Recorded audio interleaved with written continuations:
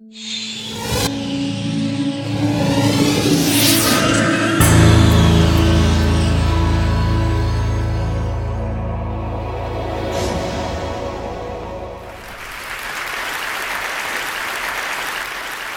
Hindus say Nada Brahma, one translation of which is the world is sound.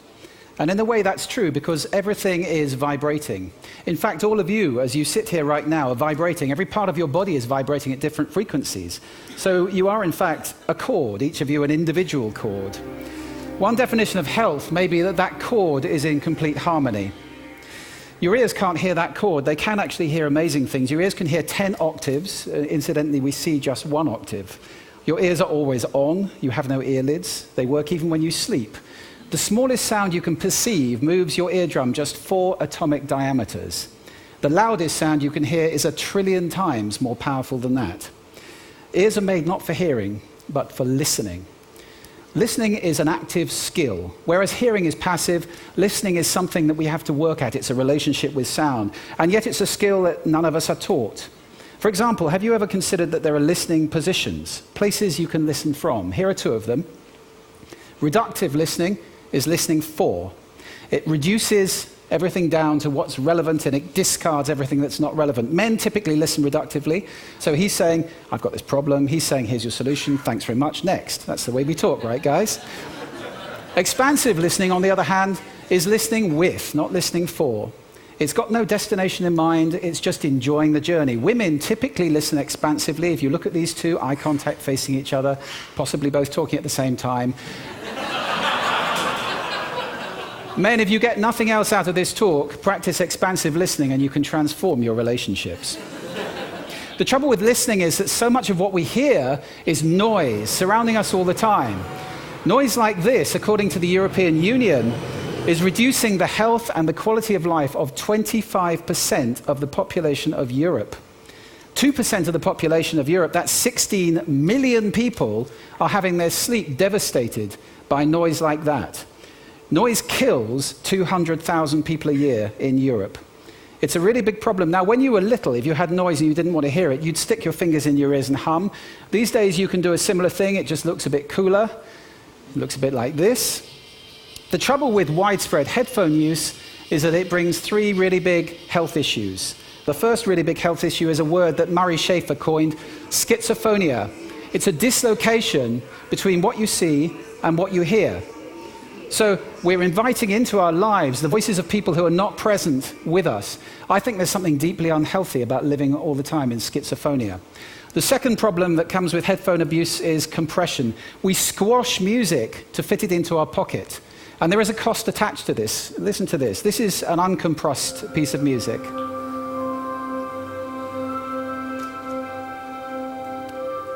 And now the same piece of music with 98% of the data removed. I do hope that some of you at least can hear the difference between those 2. There is a cost of compression. It makes you tired and irritable to have to make up all of that data. You're having to imagine it. It's not good for you in the long run. The third problem with headphones is this: deafness.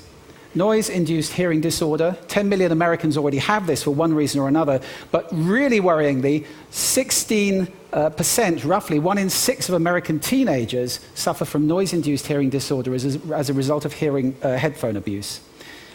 One study in an American university found that 61% of college freshmen had damaged hearing as a result of headphone abuse. We may be raising an entire generation of deaf people. Now, that's a really serious problem. I'll give you 3 quick tips to protect your ears, and pass these on to your children, please. Professional hearing protectors are great. I use some all the time. If you're going to use headphones, buy the best ones you can afford, because quality means you don't have to have it so loud. If you can't hear somebody talking to you in a loud voice, it's too loud. And thirdly, if you're in bad sound, it's fine to put your fingers in your ears or just move away from it. Protect your ears in that way. Let's move away from bad sound and look at some friends that I urge you to seek out. WWB, wind, water, birds.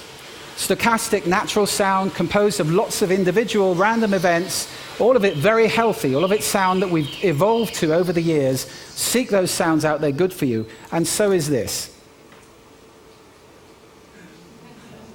Silence is beautiful. The Elizabethans described language as decorated silence.